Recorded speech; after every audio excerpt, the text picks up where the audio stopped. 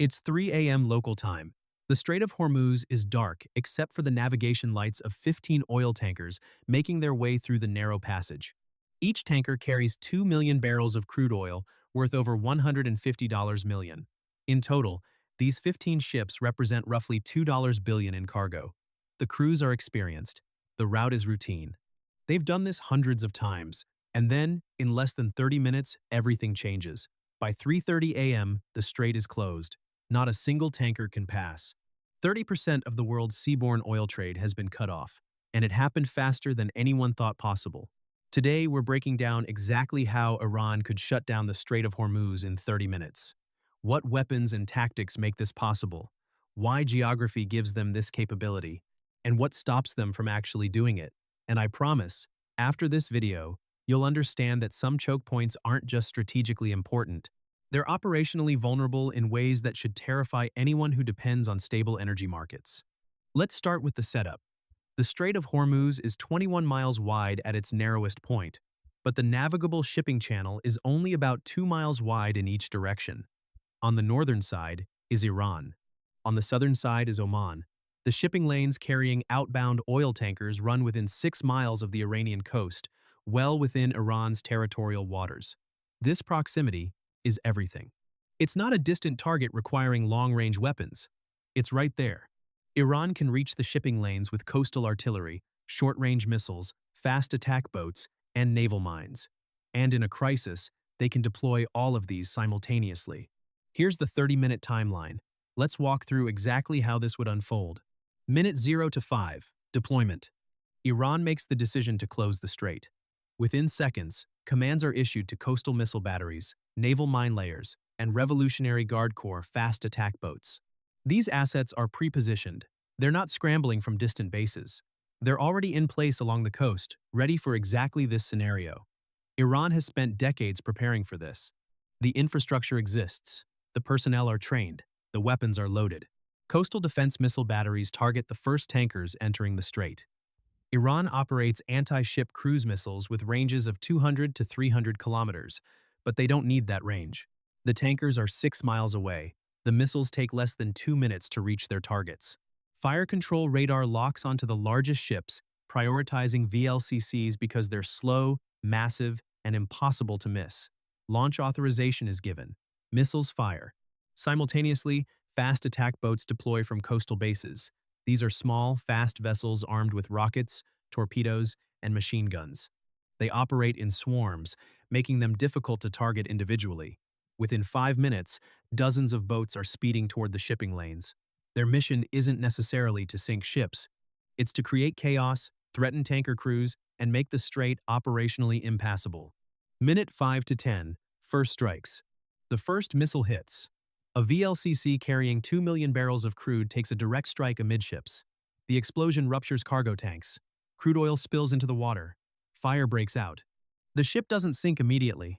VLCCs are massive and have redundant buoyancy, but the ship is disabled. It's losing propulsion. It's drifting.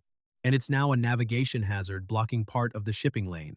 Other missiles strike other tankers. Not all missiles hit their targets. Modern tankers have limited defensive capabilities, but they're not warships. They don't have anti-missile systems.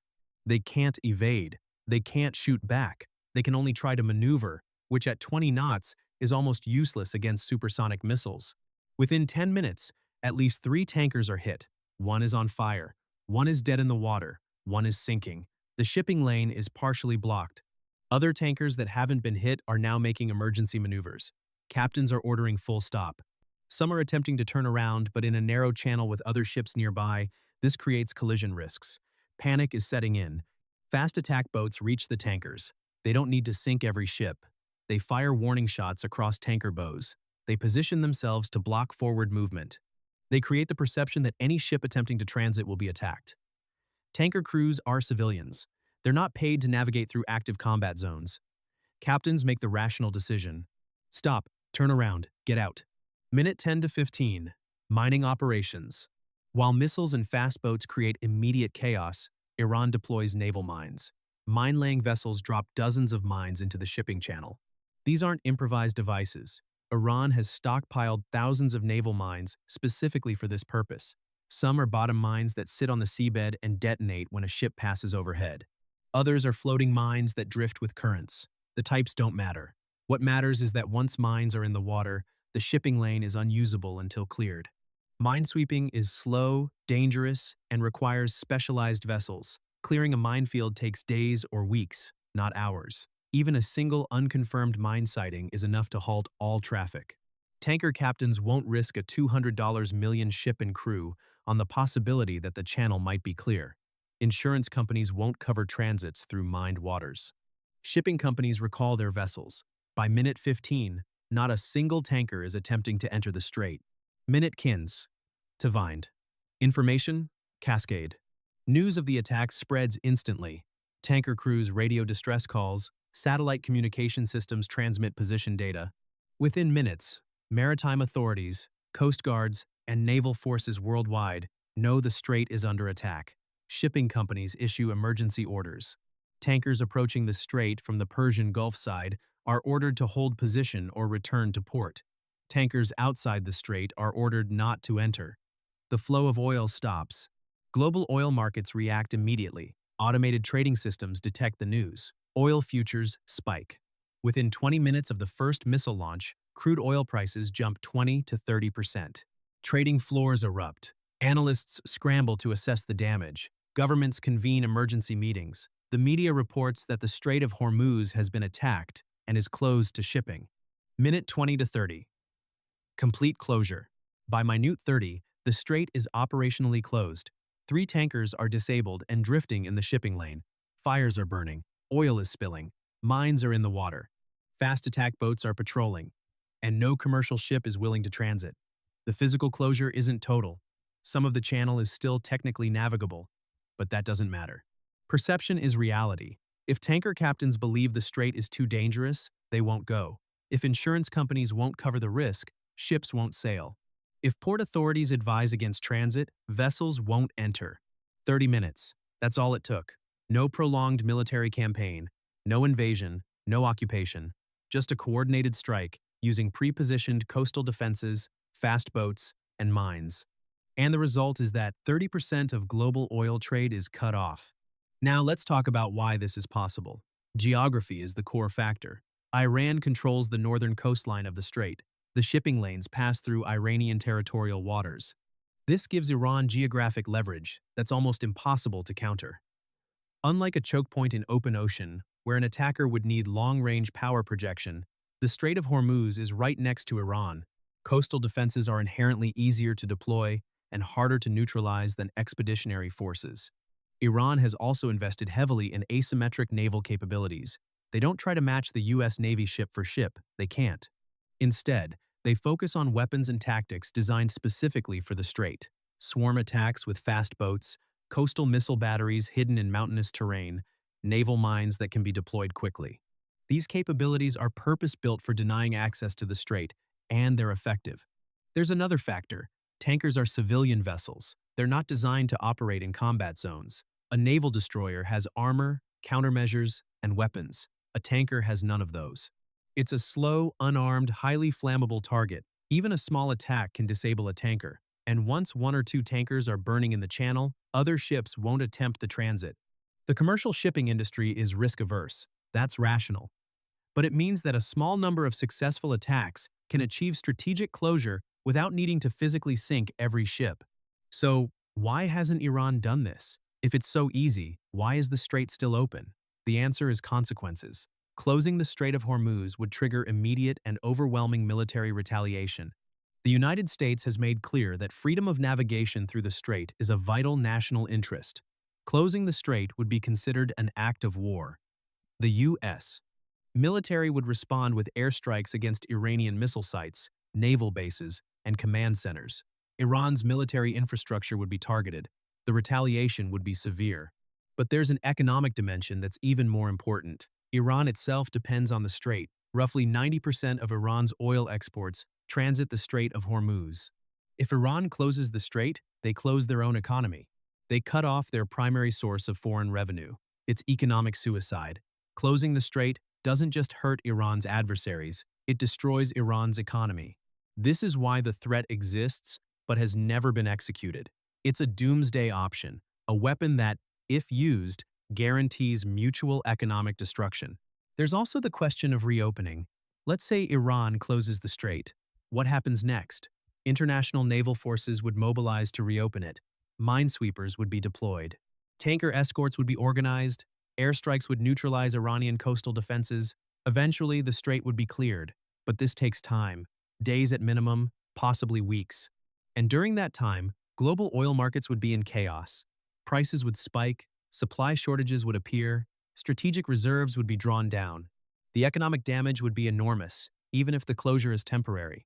Now let's talk about defense. Can the strait be defended against this scenario? Partially. The U.S. Navy maintains a presence in the region specifically to deter this kind of attack. Destroyers and frigates equipped with missile defense systems patrol the area. They can intercept some incoming missiles. They can engage fast attack boats, but they can't protect every tanker simultaneously. If Iran launches a coordinated saturation attack, overwhelming defenses with more missiles than can be intercepted, some will get through. Mine countermeasures are even harder. Detecting and clearing mines is slow and labor-intensive. Even with advanced minesweeping technology, clearing a heavily mined channel takes weeks. During that time, commercial shipping won't operate. So while the military can eventually reopen the strait, they can't prevent a temporary closure. There's also the issue of escalation control. If Iran attacks tankers, the U.S. responds with airstrikes. Iran might retaliate against U.S. bases in the region, or allied nations. The conflict expands. This spiral is unpredictable and dangerous, which is why all sides avoid triggering it. But the capability exists. The threat is real. And the timeline is measured in minutes, not hours or days. Let's address one more factor: advanced warning. Would there be intelligence indicating an imminent attack? Possibly. If Iran begins unusual troop movements, missile readiness, or naval deployments, intelligence agencies would notice. But Iran could also execute this attack with minimal warning. Coastal defenses are already in place. Fast boats are already stationed. Mines are already stockpiled. If the decision is made at the highest levels, execution could begin within minutes. There might not be time to evacuate tankers from the strait or position additional defenses. So here's the reality. Iran has the capability to close the Strait of Hormuz in 30 minutes. The geography, weapons, and tactics exist. The timeline we walked through is operationally feasible. But they don't do it because the consequences, both military and economic, are catastrophic for Iran itself. It's a capability held in reserve as a last resort deterrent. A threat that ensures adversaries think carefully before taking actions that might push Iran to the brink. But the vulnerability remains.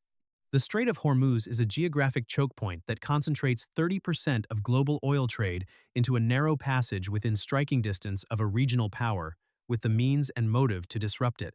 That vulnerability isn't going away. Pipelines can provide some relief, but they can't replace maritime transport at the required scale. Alternative routes exist, but they add weeks and enormous costs. The strait is irreplaceable in the short to medium term. This is the ultimate example of geographic leverage. Iran doesn't need aircraft carriers or long-range bombers. They just need control of the coastline adjacent to the world's most critical oil transit route. And that control gives them a weapon that, if used, reshapes global energy markets in less time than it takes to finish your morning coffee. The next time you hear about tensions in the Persian Gulf, remember that it's not abstract geopolitics.